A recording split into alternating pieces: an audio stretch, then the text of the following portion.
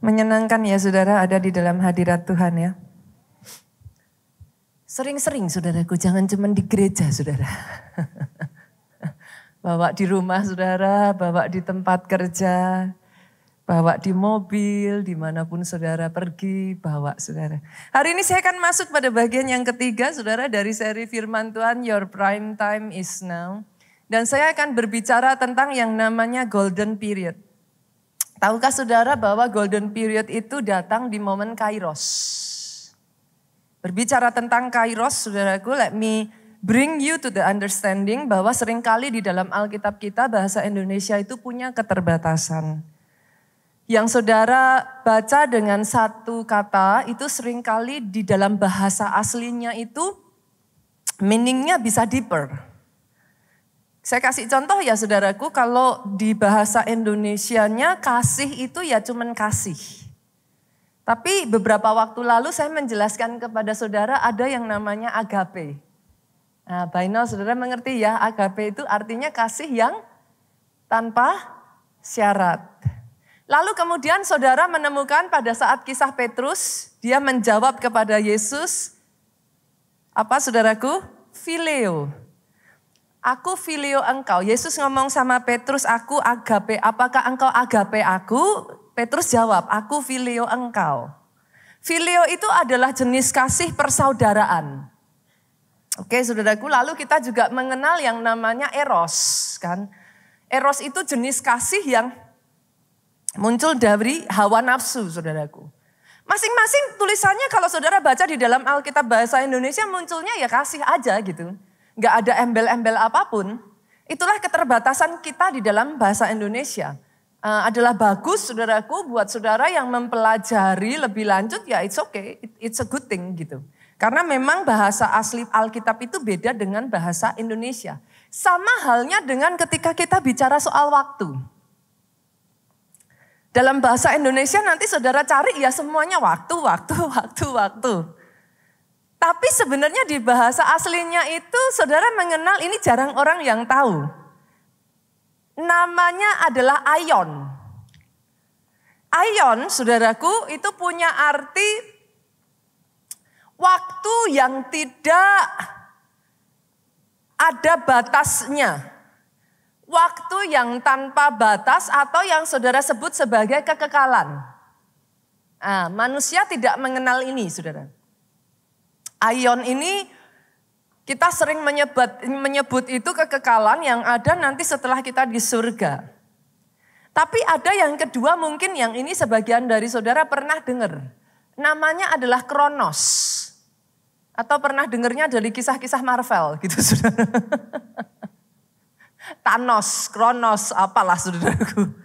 Nah Kronos ini adalah jenis waktu yang selama ini biasa kita lalui dan diukur dengan ukuran yang saudara kenal dengan jam, menit, detik, hari, minggu, bulan, tahun. Oke ya. Urutan waktu saudaraku. Itu sebabnya dari kata kronos inilah saudara menemukan kata kronologi.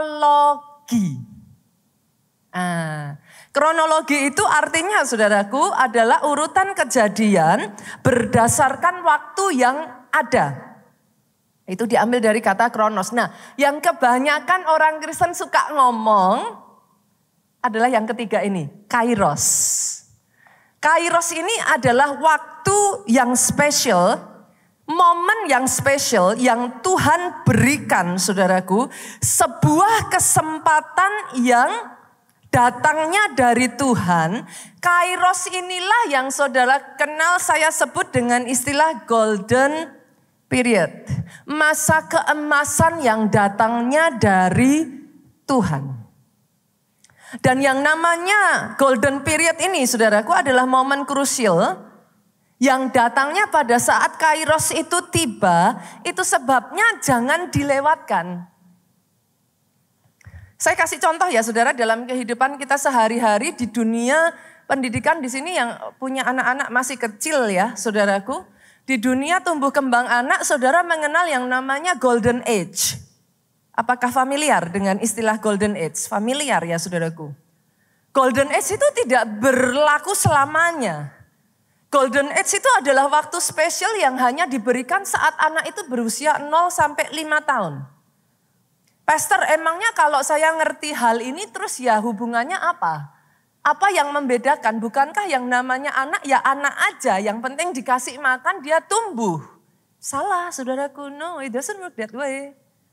Golden age, saudara, pada anak itu menyebabkan anak saudara itu punya pertumbuhan yang paling cepat. Seumur hidup itu di 0 sampai 5 tahun inilah the very crucial moment, saudaraku, di mana tumbuh kembang anak itu sangat cepat sekali. Baik secara fisik, saudara pernah nggak ya besarin anak terus saudara ngomong kayak gini, rasanya baru kemarin bisa uget-uget. Sekarang udah hilang kemana, jatuh gulundung, saudaraku. Dia udah bisa, orang Jawa bilang gulundung. Gulundung itu apa? Dia guling terus bok gitu saudara. Padahal rasanya kayak baru kemarin masih uget-uget gitu kan.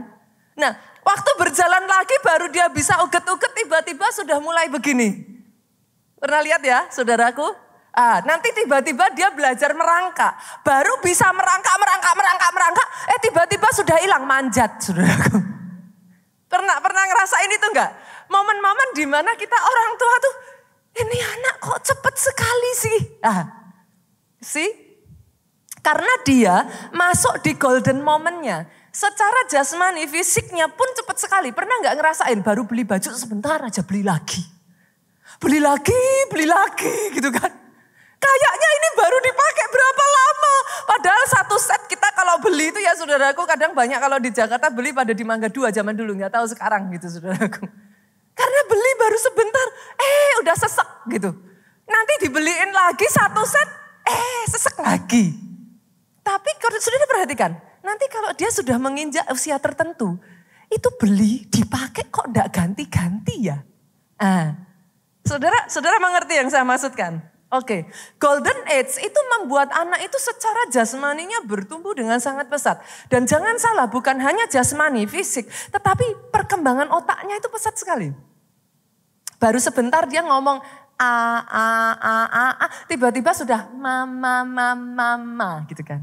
Nah, biasanya di situ tuh nanti akan terjadi competition antara daddy dan mami. Ngomongnya mana dulu nih? Mami atau daddy gitu kan. Dada atau mama. Buat si bayi doesn't mean anything. Buat saudara it means everything. Saudara. Itu akan muncul momennya seperti itu saudara. Nanti tiba-tiba tanpa saudara sadari. Dia sudah bisa merangkai kata. Mau mam. Saudara jangan salah loh. Buat saudara ngomong dua kata doang. Buat mereka menyatukan itu membutuhkan usaha keras. Nanti tiba-tiba dia sudah bertumbuh lagi. Dia bisa ABC. Dia bisa berhitung.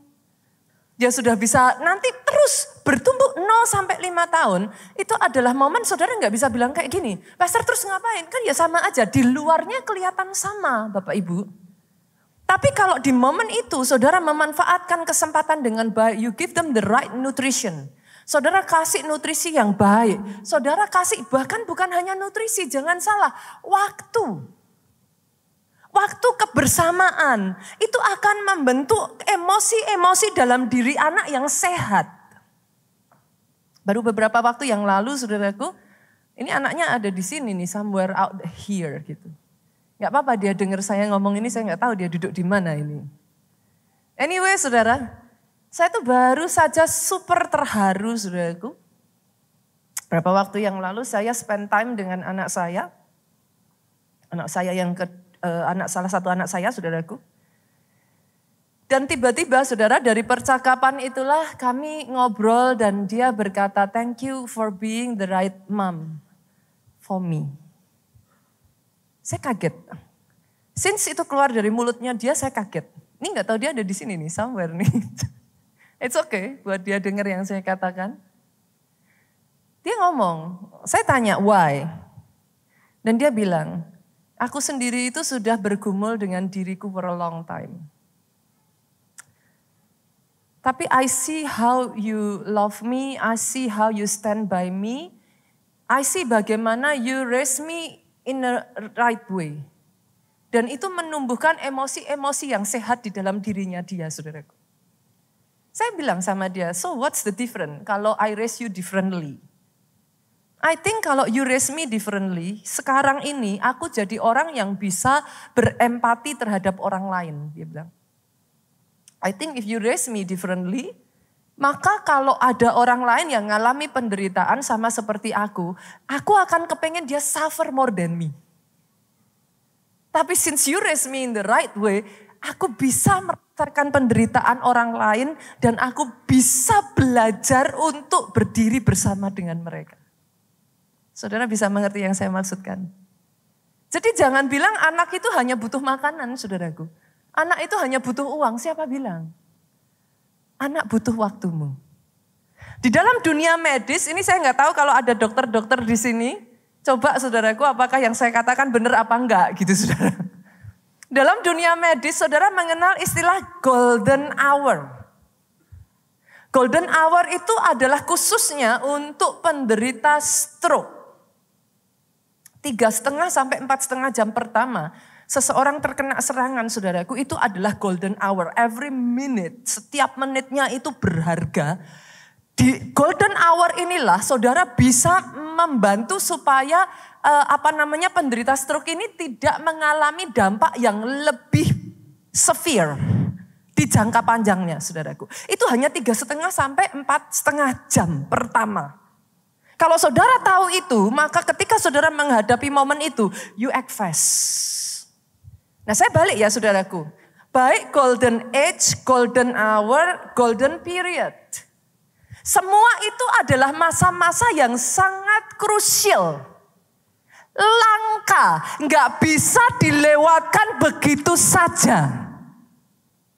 Kalau sekarang saudara sudah mengerti, saya bawa lebih lanjut boleh Bapak Ibu? Boleh ya? Oke. Now that you know, masa-masa ini itu datangnya nggak setiap saat. Saudara umur 0 sampai 5 tahun nggak pernah bisa saudara puter gitu.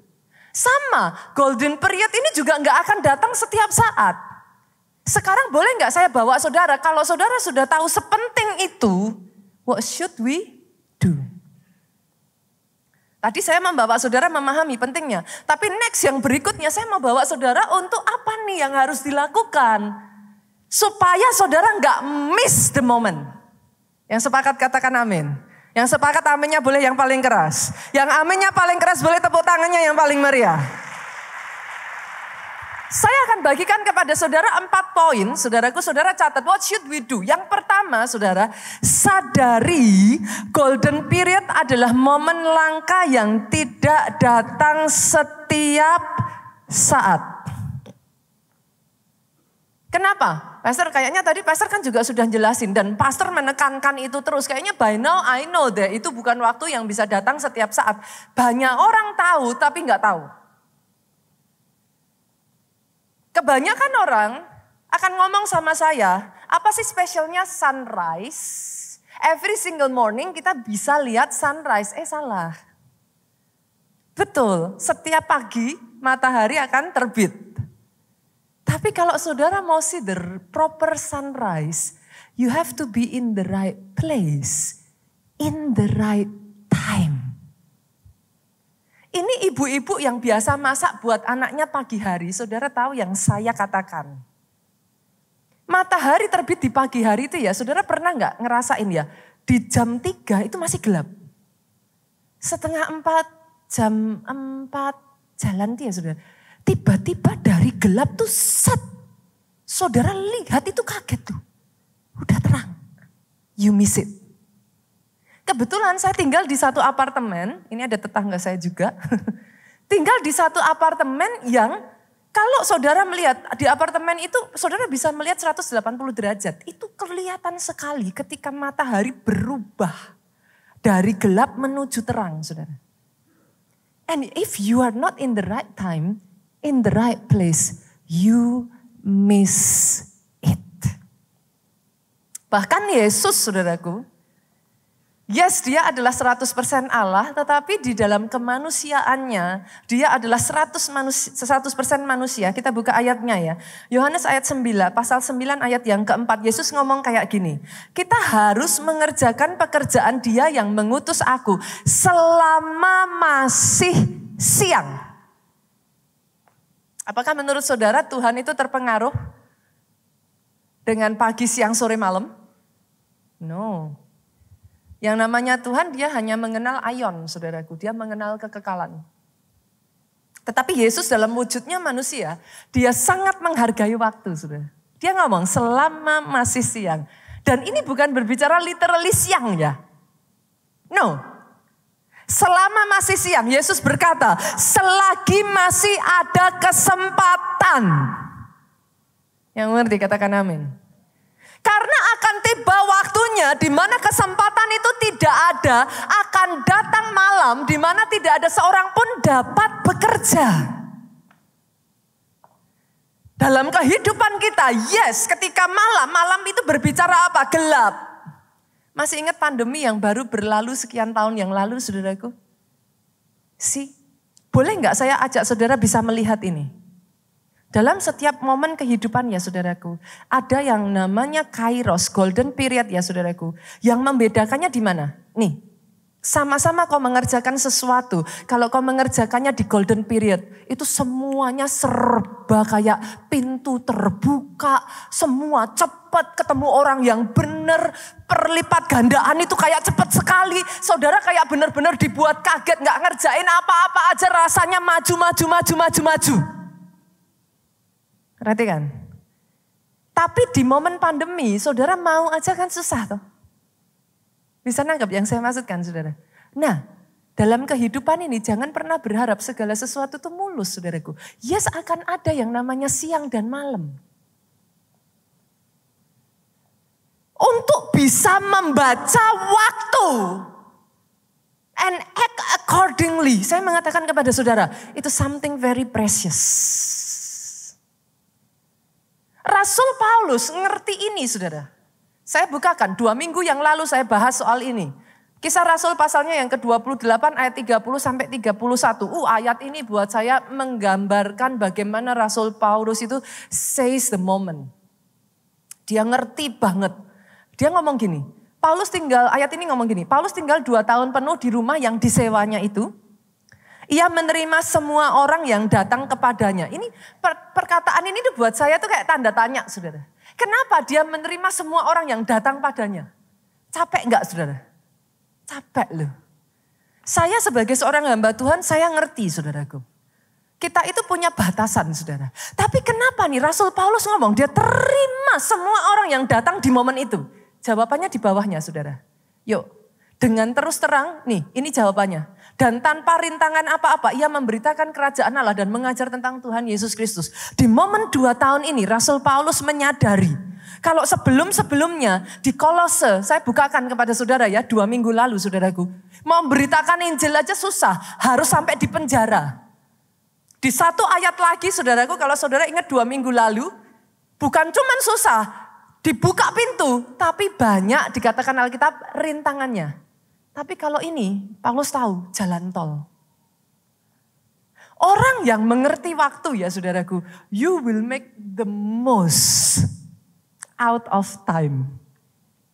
Dengar ini, pada saat Tuhan menciptakan bumi ini, dia tuh ngomong, semua itu baik. Artinya, boleh saya katakan ini saudaraku, tidak ada waktu yang buruk dalam hidupmu. Perhatikan ini, perkataan saya ini penting sekali. Tidak ada waktu yang buruk. Saya ulang lagi. Karena sebagian dari saudara hanya bisa bersuka cita, hanya enjoy ketika golden period datang. Nah, salah besar. Tidak ada waktu yang buruk. Dia menciptakan pagi, dia menciptakan malam. Dia menciptakan gelap, dia menciptakan terang kok. Dan ketika dia melihat semuanya itu dia bilang semuanya baik. Yang ada adalah kalau saudara mengerti bagaimana memanfaatkan waktu di dalam setiap seasonnya. you will get the most out of it.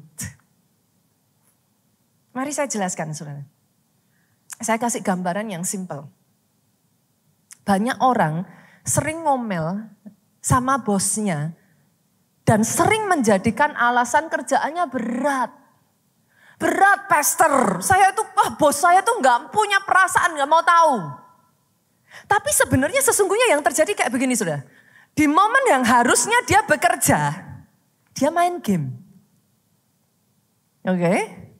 Ting, capek main game, kerja lagi, capek main game. Akhirnya kerjaan gak kelar. Momen harusnya dia pulang, tidur, istirahat bersama anak, fellowship dengan keluarga. Karena kerjaan belum selesai, dibawalah ke rumah. Akhirnya di rumah harus kerja. Ngomellah dia. Ditanya si istri, kenapa sih gak punya waktu buat keluarga? Salahin tuh bos. Siapa suruh kasih kerjaan banyak-banyak? Nah, padahal apa yang terjadi? Momen kerja dipakai ngegame. Momen sama keluarga dipakai kerja. Momen tidur dipakai begadang. Saudara bisa melihat yang saya katakan? Segala sesuatunya not in its time. Chaos.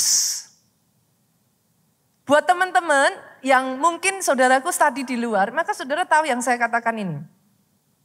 Dulu ketika saya ada di Amerika, saya selalu pengen ada di Indonesia, saudara. Kangen, seandainya saya bisa cepat pulang, seandainya ini itu dan lain sebagainya. Tapi begitu saya balik ke Indonesia gantian, pengen makan salt and pepper squid yang ada di situ. Saudara ngerti maksud saya? Akhirnya semua waktu tuh jadi gak bener buat saudara. Yang mengerti katakan amin. Itu sebabnya belajarlah menjadi orang yang bisa memahami time. Sadari, poin saya yang pertama saudaraku, bahwa setiap waktu golden period itu langka dan belum tentu datang untuk dua kalinya. Itu sebabnya Alkitab ngomong, menyadari ini akan membuat kita itu lebih terbuka. 2 Korintus 6 ayat 2. Sebab Allah berfirman, pada waktu aku berkenan, aku akan mendengarkan engkau. Ternyata ada waktunya ya saudara. Pada waktu, pada hari aku menyelamatkan, aku akan menolong engkau. Banyak orang Kristen suka maksain waktunya Tuhan. Saya ulang ya. Saudara aja coba, kalau ada orang pengen ketemu saudara dipaksain. Harus sekarang, jengkel enggak? See? Kita manusia aja kita punya waktu kita. Hari ini saya punya janjian ini. Kalau mau dipaksa ya enggak bisa. Tapi kok saudara maksa Tuhan? Lah aku butuhnya sekarang Tuhan. Sekarang. Nanti ketika enggak terjadi, Tuhan enggak sayang. Loh saudaraku jangan salah. Menyadari ayat ini saudara harus mengerti. Tuhan itu punya waktunya. Belum lagi Tuhan ya saudara. Ada dua macam. His time and its time. Beda loh saudara. His time itu waktunya Tuhan. Its time itu waktunya. Telur sebelum waktunya juga gak akan menetas. Kalau saudara gak sabar nunggu tuh telur netes jadinya telur goreng. Telur ceplok. Saudara bisa memahami? Jadi ada yang namanya his time, ada yang namanya its time. Failure, kegagalan untuk bersabar, menyadari waktunya Tuhan, pada saat Tuhan ngomong sekarang, saudara malah bilang, aku gak siap. Lah salahnya siapa saudaraku? Saudara ngerti maksudnya? Paham ya saudara sekarang ya? Nah, anehnya dari ayat yang di atas, transisi ke ayat di bawahnya ini ada something gitu saudaraku yang aneh. Dia ngomong di atas bahwa ada waktu loh aku nyelamatin, ada waktu loh aku nolong. Tapi yang di bawah ngomong, sesungguhnya waktu ini adalah waktu perkenanan itu. Sesungguhnya hari ini adalah hari penyelamatan itu. Maksudnya gimana saudara? Loh, bukankah Tuhan ada waktunya? Lah kok ini ngajarin kita ngomong ini sekarang nih waktunya? Artinya ya saudaraku, dia itu ngerti saudara. Ketika saudara itu belajar, terlepas dari saudara menyadari, menyerahkan itu di hadapan Tuhan. Ya, Tuhan itu juga mengajar saudara untuk appeal before Him. Yes, memperkatakan now is my time. Now is my time. Itu sebabnya saya declare atas kehidupan saudara satu demi satu di tempat ini. Ini golden periodmu. Ini waktu emasmu. Oh, aminnya yang paling keras. Kalau mau tepuk tangannya yang paling meriah. Sekarang saudara bisa nangkap gak? Nah, terus setelah kita ngerti nih, sadar beneran ya saudara. Karena seperti yang saya katakan, sadar tapi gak sadar. Ada aja orang yang udah ngerti nih, dikasih tahu ini ngerti. Tapi nanti balik-balik lagi, tapi Tuhan gak dengar. Kan, ngomel. Lihat kan suka-sukanya Tuhan saudaraku. Kita harus bisa ngerti, ngikuti waktunya Dia. Jangan suka-sukanya kita yang ngatur Tuhan. Lah Tuhannya siapa? Kan jadi kebalik, toh mana manusianya, mana Tuhannya. Kita bilang dia Tuhan, tapi seringkali kita jadiin dia bukan Tuhan. Waktu dia mengatur hidup kita, kita marah. Lah ya Tuhannya siapa gitu kan. Boleh ya? Nangkap ya? Oke, sekarang kita lanjut lagi yang berikutnya, boleh Bapak Ibu? Oke, selain dari kita sadar nih, sekarang dalam nama Yesus, coba saudaraku pegang, maaf saudaraku, pegang kening saudara seperti ini. Dalam nama Yesus, ajar aku untuk mengerti waktumu Tuhan. Amin, oke ya. Nah saya bawa yang kedua sekarang. Kalau memang kita sudah ngerti bahwa golden period itu penting, dia waktu emas, dia langka, dia mahal, dia gak datang setiap saat. Yang kedua saudara, nah ini be careful. Belajar mengikuti instruksi yang harus Tuhan lakukan di momen kairos. Tahukah saudara kenapa saya sering menceritakan kepada saudara hal-hal kecil, mujizat-mujizat kecil yang Tuhan lakukan dalam hidup saya? Perhatikan perkataan saya ini. Jadilah orang yang gampang taat sama Tuhan. Jangan susah disuruh taat.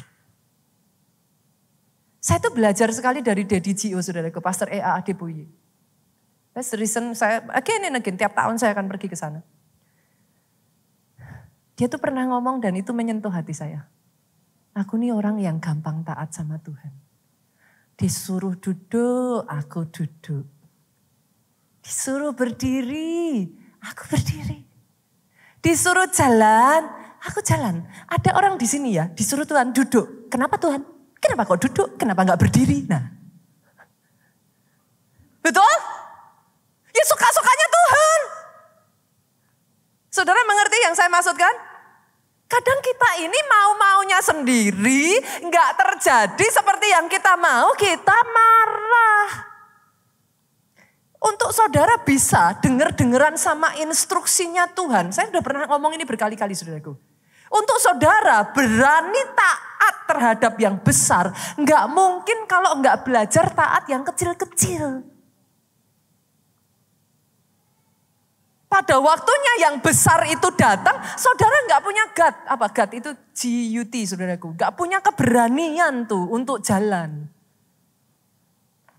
Saya pernah menceritakan saudara bagaimana pada saat harga minyak naik kenceng, saya disuruh Tuhan tiba-tiba borong minyak. Kalau hanya untuk beli minyak, saya nggak berani taat sama Tuhan. Mana saya berani loh saudara nanti kalau disuruh hal yang besar. Ini cuma urusan minyak. Pastor lah kalau salah gimana? Ya saudara rugi gitu aja tuh beres. Tapi setidaknya saudara melatih ketaatan saudara kepada Tuhan. Yang sepakat katakan amin. Yang mau aminnya boleh lebih keras lagi. Tapi even ya saudara perhatikan ini. Sementara saya ngomong gini, ada di dalam hati saudara yang ngomong, tapi kan Tapi kan Pastor Obaja ya saudara, momen di mana Pastor Obaja itu menyekolahkan Pak Jonathan saudaraku ke Amerika. Tiba-tiba out of nowhere Tuhan tuh suruh Pastor Obaja habisin uang rupiahnya, belikan ke dolar. Itu momen ya saudara, nggak ada angin, nggak ada hujan. Orang-orang tuh pada pikir Pak Obaja itu aneh-aneh aja, kenapa borong dolar.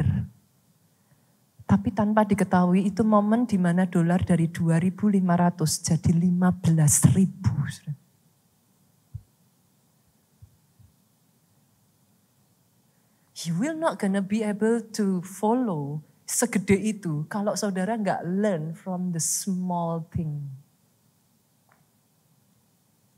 Bunita, yang di Alkitab itu golden period seperti apa nih yang ada? Contohnya simple kok saudaraku. Dan ini sekali lagi keluarga Allah tahu ini ya, jangan copy paste. Sudah by now saya terus-menerus mendengungkan itu. Setiap Tuhan itu berurusan dengan setiap kita beda-beda. Jangan copy paste. Momen yang ditulis golden moment di Alkitab itu tembok Yeriko saudara. Specific instruction, specific time, specific people. Itu perhatikan saudara. Karena Yosua taat, itu terobosan besar terjadi. Golden period datang saudaraku, Yosua masuk ke tanah perjanjian. Itu belum tentu akan datang 2 kali saudara. Itu mau nangis darah seperti apapun ya Yosua, itu belum tentu terulang. Makanya kenapa saya sering ngomong, deket yuk sama Tuhan, jangan cuman kalau ada butuh doang baru cari Tuhan. Karena dibutuhkan nanti saudara. Poin keempat saya akan berbicara, saya akan kuliti mengenai hal ini dan itu menarik sekali. Poin keempat saya akan berbicara, why? Saudara datang ke gereja itu bukan karena cuman cari berkat doang, terlalu kecil. Ya ampun saudaraku. Bunita kenapa kok sampai jengkel? Ya habisnya saudara dapatnya jadi kecil banget gitu. Banyak orang salah paham. Nanti dengerin ya saudaraku Instagramnya Pak Jo kemarin ya. Pak Jo mengupas tentang pro kontra persepuluhan tuh. Saya mendengarkan itu ya, wow I'm so blessed. Orang tuh banyak miss the real point. Masalah utamanya bukan di persepuluhannya. Pak Jo kemarin ngomong dan itu menyentuh hati saya sekali. Saudara. Orang bisa nggak bilang nyuruh nggak ngasih persepuluhan, tapi dari hati yang pelit. Loh coba, bisa nggak? Bisa juga nggak saudaraku? Orang nyuruh ngasih persepuluhan, tapi dari hati yang mau memanfaatkan. Berarti poin utamanya kan bukan persepuluhannya toh, tapi apanya? Nah, mau suruh persepuluhan, mau suruh nggak persepuluhan, orang yang nyuruh persepuluhan juga bisa hatinya nggak bener. Orang yang nyuruh nggak ngasih persepuluhan, memangnya nggak bisa hatinya nggak bener. Sih, orang mempermasalahkannya akhirnya cuma urusan persepuluhannya doang, tapi bukan itu. Saudara ngerti yang saya maksudkan? Boleh ya? Boleh ya? Senggol kiri kanan, katakan yuk, jadi orang Kristen yang bijaksana, jadi orang Kristen yang berhikmat, jadi orang Kristen yang dewasa. Balik lagi ya, saya tarik lagi ya saudaraku, saya tarik lagi. Ada satu momen di dalam Alkitab, Tuhan itu nyuruh bangsa Israel masuk tanah perjanjian. Tuhan ngomong sama Musa, go, masuk. Musa ngutus 12 pengintai, bukan itu yang jadi masalah saudaraku. Tapi ketika 10 pengintai yang lain balik, mereka ngasih laporan yang salah. Mereka ngomong, Musa,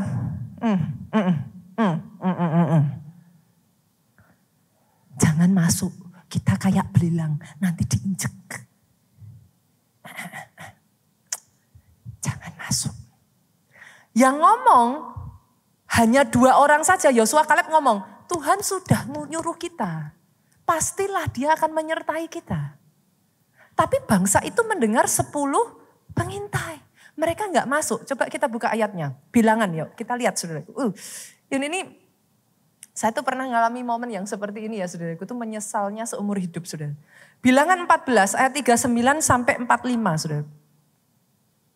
Bilangan 14 ayat 39 sampai 45. Saya bacakan ayat 39, bantu saya baca ayat 40. Kita bergantian sampai ayat 45. Setelah Musa menyampaikan perkataan ini kepada semua orang Israel, maka berkabunglah bangsa itu dengan sangat. Ayat 40 yuk, 23.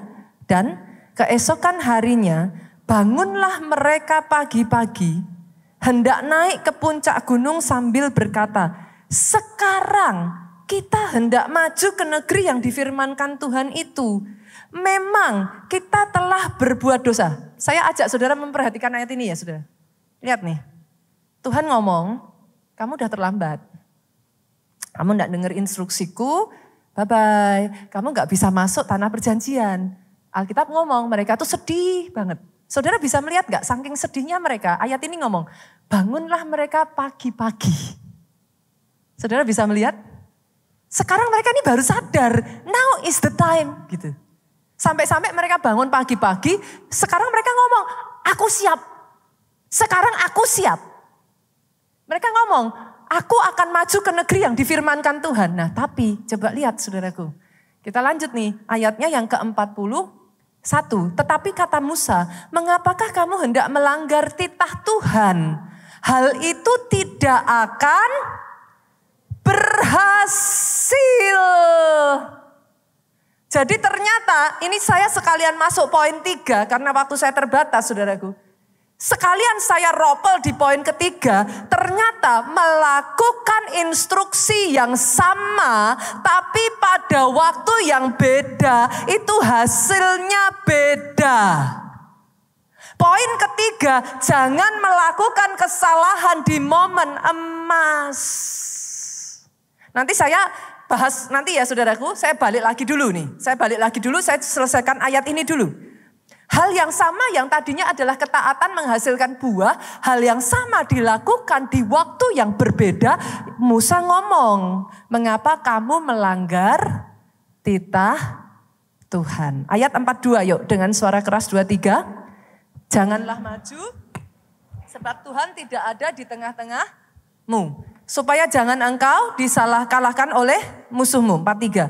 Sebab orang Amalek dan orang Kanaan ada di sana di depanmu dan kamu akan tewas oleh pedang. Dari sebab kamu berbalik membelakangi Tuhan, maka Tuhan tidak akan menyertai kamu. 44 dengan suara keras 23. Meskipun demikian mereka apa? Berhenti sampai di situ. Perhatikan ke depan saudara. Disuruh gak mau, gak disuruh nekat. Terdengar familiar gak saudaraku? Katakan kiri kanan saudara, bukan saya. Gak tahu kamu atau bukan. Terdengar familiar ya saudara? Tuhan nyuruh, kitanya mau-maunya kita. Sekarangnya giliran gak disuruh, maju. Nih lanjut ya, oke. Tetapi tabut perjanjian Tuhan dan Musa juga tidaklah meninggalkan tempat perkemahan. Musa udah ngerti. Jadi bangsa Israel nekat, Musa gak mau pergi. Orang udah disuruh Tuhan, Musa belajar taat udah. Musa sadar dia sudah melakukan kesalahan, kali ini dia gak mau melakukan kesalahan 2 kali. Dia cukup sadar, dia tinggal, tabut perjanjian juga tidak pergi saudaraku. Saya lanjutkan ya. Lalu turunlah orang Amalek dan orang Kanaan yang mendiami pegunungan itu dan menyerang mereka. Kemudian orang-orang itu mencerai-beraikan mereka sampai ke Hormah. Saya tanya saudara, salahnya siapa itu?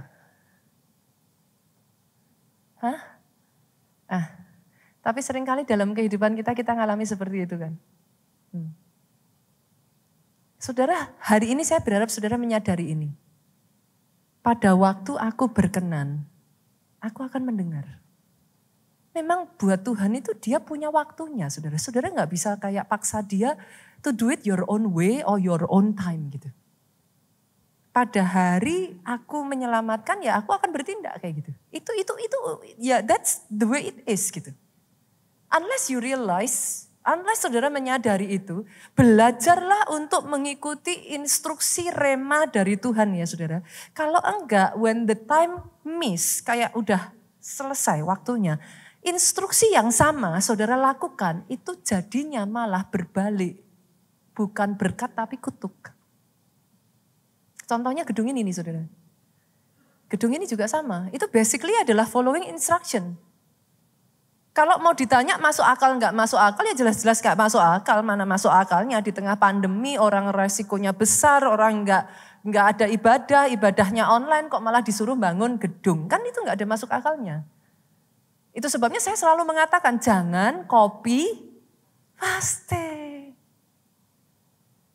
Kedekatan saudara sama Tuhan itu akan membawa the sense of understanding and trust. Ketika wahyunya turun, remanya turun, saudara seize the moment, jalan taat, boom, things happen. Nah yang ketiga tadi saya sudah jalan ya saudaraku, jangan bikin kesalahan di momen golden period. Kenapa? Perhatikan ke depan saudara. Momen golden period itu seperti mata uang. Punya dua sisi. Kalau saudara ikutin the right time, the right moment, boom. Sebaliknya, kalau tidak diikutin, itu akan bikin severe damage. Saya kasih contoh ya, ada hal-hal yang sampai severe sekali saudara. Pastor, tapi kok kayaknya kayak nggak adil ya, nggak fair ya. Kenapa kok sampai segitunya? Ya emang that's life, kapan life itu fair saudara? Gak ada, life memang nggak fair. Saudara mau protes-protes ya life is not fair gitu. Learn to accept it gitu. Maksud saya gini, oke. Saudara sama-sama di sekolah, zaman anak-anak sekolah ya saudara, ada yang namanya ujian, kalau anak saya itu namanya unit review. Ujian biasa aja gitu, ujian mingguan. Sekian minggu sekali ada ujian. You make mistake di ujian itu, gak ada severe damage. Ya oke, ya adalah maksudnya konsekuensinya. Tapi coba saya tanya, kalau final test, saudara macam-macam nih, malamnya begadangan, saudara nggak belajar, nonton terus, main game terus, saudara it's okay, masih ada kesempatan. Final test tuh nilai saudara jeblok. Saya tanya, dampaknya sama yang tadi ujian mingguan sama atau beda? Mau protes? Nggak fair. Saudara bisa mengerti yang saya maksudkan? That is golden period. Saudara nggak bisa main-main. Ada hal yang saudara bisa hahihi dan konsekuensinya nggak besar. Itu bisa diulang lagi dan saudara still fine. Tapi golden period, saudara main-main, itu berbaliknya konsekuensinya bisa besar sekali kepada saudara. Some people will not even get the second chance. Hopefully dengan saya menjelaskan ini saudara lebih serius ya, take it the golden period ini ya. Hopefully saudara nggak play around. Hopefully dengan cara saudara tidak play around and you take it seriously. Nah ini akan membawa saudara poin saya yang keempat. Ini paling penting saudaraku. Poin yang keempat ini saya senang sekali, I'm so blessed. Setialah pada Kronos untuk mendapatkan Kairos. Perhatikan ke depan saudaraku. Saya tahu masih ada wajah-wajah yang gitu. Oke. Boleh nggak saya tanya? Kairos sama Kronos mana yang lebih penting, Bu? Hah? Kairos? Yang mana? Oke. Saya setuju dengan saudara. Most of it kita akan bilang Kairos itu lebih penting dari Kronos. Tapi tahukah saudara? Kairos diciptakan dari kerja kerasmu di Kronos. Jangan salah. Orang yang tidak mengerti pentingnya Kronos, saudara play around pada saat Kronos waktu mungkin buat saudara besok lagi akan datang lagi. Aku sekolah lagi ngapain? Toh berapa banyak murid-murid ngomong sama saya kayak gini. Pastor, apa gunanya sekolah? Itu pelajaran PPKN itu ya. Kita tuh gak pakai loh besok kerja.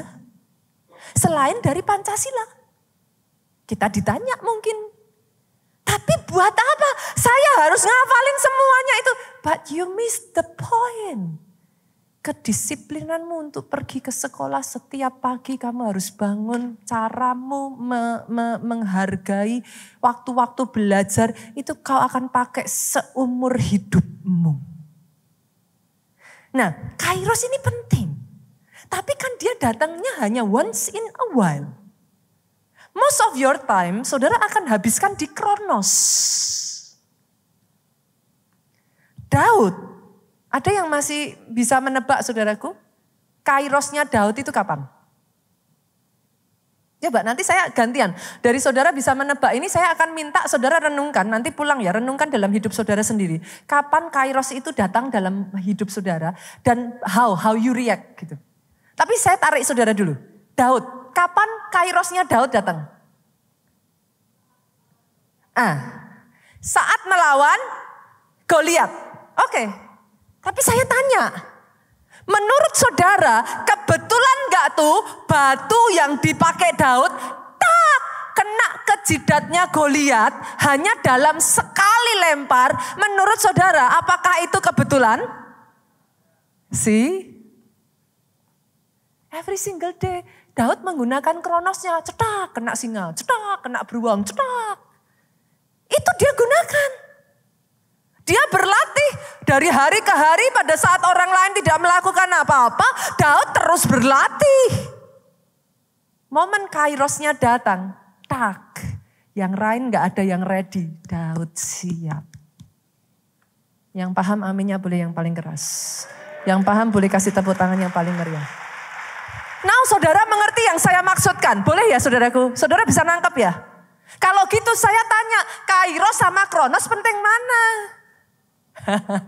Dua-duanya penting. Kairos itu akan membawa saudara dalam waktu yang singkat ya. Saudara itu tiba-tiba melambung cepat sekali. Jadi hukumnya Tuhan tuh gak bisa yang kayak oke, setahun pertumbuhan 20%, 10%. Nanti dihitung 10 tahun gak bisa saudara. Ada momen-momen Kairos tuh ya tiba-tiba ya di momen itu ya. Saudara itu tiba-tiba yang tadinya ngelihat orang lain jauh sekali. Sekarang saudara gini, loh aku sudah di situ. Ini para pengusaha ngerti yang saya maksudkan ini. Tadinya saudara tuh ngerasa kayak, aku tertinggal, aku ini. Jangan salah saudaraku. Kerjakan terus bagianmu di Kronos. Jangan terus ngelihat orang lain, lah si A, lah si B, pastor. Lah aku hanya sebutir debu. Udah sebutir debu enggak kerja lagi. Jadi apa saudaraku? Saudara ngerti? Pastor kok jahat banget. Lah kadang-kadang diserempet doang tuh ya enggak sadar loh saudaraku. Mending sebutir debu tapi sadar diri. Gitu saudara. Saudara ngerti maksud saya ya? Nangkap ya saudaraku? Oke. Di waktu kronosmu ini saudara. Jangan dihabisin ngeliatin orang lain aja. Yang ini sudah begini ini. Di waktu kronosmu konsentrasi penuh. Do your best. Lakukan terus, kerjakan bagianmu saudara, garap. Saudara bila perlu ya, bekerja lebih keras dari orang lain yang sudah sangat keras kerjanya. That's at least what I try to do. Saya orang yang perfeksionis saudaraku. When I do something, I will do my best. I will get it delivered. I will get it done. Banyak orang di momen-momen yang tidak krusial, saudara enggak do your best. Di dalam pelayanan ya saudara boleh enggak saya juga minta kepada setiap pelayan Tuhan di tempat ini. Jangan lihat siapa orang yang saudara layani. Keluarga Allah enggak pernah ngajarin seperti itu. Sepakat? Siapapun orangnya layani dengan baik. Di mata saudara mereka boleh berbeda, di mata Tuhan saudara it worth the same. Tuhan saudara mati untuk satu orang ini. Jadi jangan ada yang di keluarga Allah jaga saudaraku. Para pelayan Tuhan, para full timer, semua leader di tempat ini jaga kemurnian hati. Come on, layani dengan baik. Saudara sebagai jemaat juga saya ngomong, jangan baperan. Tuh gak mau layani karena saya ini. Mau gereja cuman maunya sama orang yang kaya. Jangan, saudaraku. Jangan baperan. Yang sepakat katakan amin juga.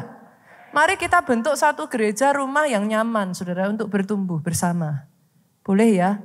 Dari yang manapun saudara ya saudaraku, saudara datang ke tempat ini adalah untuk belajar. Saudara mau bertumbuh dalam karakter saudara, saudara mau bertumbuh menjadi orang-orang yang menyukakan hatinya Tuhan, tahu yang Tuhan mau, bisa seize the moment pada saat Kairos itu datang. Itu sebabnya senggol kiri kanan, sesama biskota jangan saling. Kalau pelayan Tuhan sudah mengingatkan gak boleh, jangan ditabrak. Kasihan toh sudah melakukan tugasnya, tapi saudara ngeyel. Maaf ibu, belum waktunya. Ibu barisannya nanti yang berikutnya ya antri di. Gak mau sekarang, mau apa kamu? Jangan saudaraku. Jangan. Sudah dikasih tahu saudaraku, karena untuk kita kan bersama ya. Sepakat? Boleh? Jemaat keluarga Allah, sabar-sabar, lemah lembut, rendah hati, tidak sombong, murah hati. Boleh kita kasih tepuk tangan yang paling meriah. Kenapa? Supaya yang melayani juga mukanya nggak jadi kayak pepaya. Salah siapa juga, saudara? Boleh? Sama-sama ya saudara, bertumbuh ya. Oke. Pastor, kalau gitu, saya sudah ngerti nih, sekarang nangkep poinnya. Poin yang terakhir ini, saya setia di dalam kronos saya, supaya pada saat Kairos itu datang, saya sudah siap. Perhatikan ini saudaraku, saya akan tutup dengan ini, pemain musik boleh maju ke depan. Yesus melayani hanya 3,5 tahun. Oke. Tapi dia mempersiapkan pelayanannya 30 tahun. Banyak orang maunya naik. Buat apa tuh saudara naik kalau akhirnya saudara gak kuat dan crumble down, hancur hanya untuk membangun dari nol. Boleh gak sih sabar sedikit? Better saudara bangun dengan benar. Ketika sampai di atas, saudara gak jatuh. 3,5 tahun, itu bukan masalah waktunya kok saudara. Setiap manusia tuh punya waktu yang berbeda-beda. Gak ada keluarga Allah yang sekarang banding-bandingin diri ya. Itu udah umur 40 kayak begini, aku sudah umur 50 masih begini. Jangan ya. Tapi bukan berarti saudara juga jangan santai-santai terus gak apa-apa kata Pastor Nita, aku baru 50 juga gak apa-apa. Jangan gitu juga saudaraku. Nanti balik-balik lagi yang dipakai kata Pastor Nita boleh kok. Kata Tuhan kan kita gak dibanding-bandingkan. Tapi bukan berarti saudara gak kerja keras juga saudaraku. Make sense ya? Oke. Dari semuanya ini saya berdoa. Belajar menjadi orang yang mengerti waktu dengan baik. Waktu Tuhan pasti yang terbaik. Bangkit berdiri yuk jemaat Tuhan. Walau kadang tak mudah dimengerti, lewati cobaan, ku tetap percaya. Pasti yang terbaik. Perhatikan saudara. Kita diberikan Tuhan tempat ini ya. Saudara kalau pergi ke Nigeria dan saudara lihat tempat ini, saya bisa ngomong deh, you are blessed. Pertanyaan saya, sudahkah kita mengerjakan yang terbaik dengan semua anugerah yang Tuhan sudah berikan di tengah-tengah kita? Bapak Ibu, tanggal 7 September nanti, we will celebrate our anniversary. I hope you can be here with me. Boleh? Ada saya, ada Pak Jo, nanti kita akan dilayani juga oleh Pastor Tamrin. Saudara yang kemarin sudah sempat di sini, Pastor Tamrin masih ingat ya? She will come again. Saya tuh senang sekali, wajahnya dia tuh lebih, apa sih, itu loh saudara, kayak karet gitu loh saudara. Very expressive gitu. Nanti saudara tanggal 7 sama-sama yuk. Boleh gak saya minta bikin tempat ini full house yuk? Boleh? 7 September. Kita akan dilayani juga, saya lupa siapa ya yang datang ke sini, Pak Yos? Oh, Pak Andi Ambarita juga datang ya? Bersama kita di sini ya? Hari Minggunya? Oh, ada Michael Panjaitan juga ya? Oke. Teman-teman singers, pemuji akan hadir juga bersama-sama dengan kita, saudaraku. Jadi bukan hanya di tanggal 7, di tanggal 8, baik di Big maupun di Soha ya, saudaraku, bertaburan bintang. Tapi saya rasa bukan itu yang penting ya. Oke, boleh nggak? Kenapa itu menjadi momen yang spesial? Setiap tahunnya kita mengingat kebaikan Tuhan. Kayaknya kalau tempat sudah sebagus ini disia-siakan, itu yang salah ya siapa tahu, saudaraku. Orang boleh alasan, wah gereja kurang ini, kurang itu, kurang apa. Kurang apa lagi gitu. Kan? Kurang cari jiwa. Nah. Gantian yuk ulang tahun ini kita kasih kado buat Tuhan. Di status saudara, di WhatsApp ininya saudara, profil saudara, masukkan, kita gencarkan habis-habisan. Oh, kalau mau ngasih tepuk tangan, kasih tepuk tangan. Saya berharap understanding kita itu bisa benar ya saudaraku. Why we do things, itu understandingnya benar. Dari situ ya saudara, saya berdoa ya. Saya ajak ini, saya tahu orang Jakarta, siapa orang Jakarta yang gak sibuk, semua sibuk. Tanggal 7-8 kita merayakan HUT di sini ya saudara. Tanggal 10-nya di Solo kita ada UC. Saat ini di Jakarta saja lebih dari 300 orang sudah ikut bareng-bareng akan berangkat ke UC. Senggol kiri kanan katakan, kamu terlambat kalau nggak daftar sekarang. Bunita, saya sibuk. Apa sih pentingnya UC? Kan kita juga sudah dilayani tanggal 7 dan 8-nya. Oh jangan salah. This is the power of corporate anointing. Saudara akan berjumpa dengan semua keluarga Allah dari berbagai kota. Saudara. Senggol kiri kanan lagi, mana tahu ketemu jodoh. Yang jomblo lo ya, yang masih single lo ya. Tapi saya juga berharap loh saudara, antar keluarga Allah pun baik loh kalau saudara bisa menjalin hubungan kerja. Loh you never know. Menjalin saudara kerjasama. Tapi nanti jangan gereja diikut-ikutin ya. Itu orang gereja Bunita. Tapi malah begini. Itu kan orangnya. Apa bisa gereja melarang orang datang ke sini? Saya periksa, di scan, screening saudaraku. Penipu apa bukan? Bisa? Gak bisa. Kita sama-sama bertumbuh, kita sama-sama hati-hati, jangan naif. Tapi boleh? UC yang belum daftar segera pulang dari tempat ini di depan saudaraku. Tanyakan pada pelayan Tuhan bagaimana saudara bisa daftar UC. Bareng-bareng kita keroyok Solo. Nanti ketika dipanggil delegasi dari Jakarta.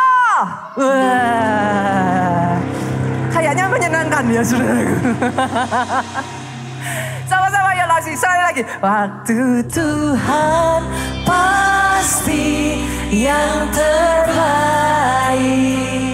Walau kadang tak mudah dimengerti.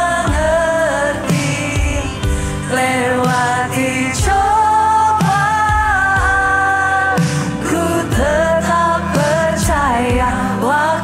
Tuhan pasti yang terbaik. Lewati cobaan ku tetap percaya. Waktu Tuhan pasti yang terbaik.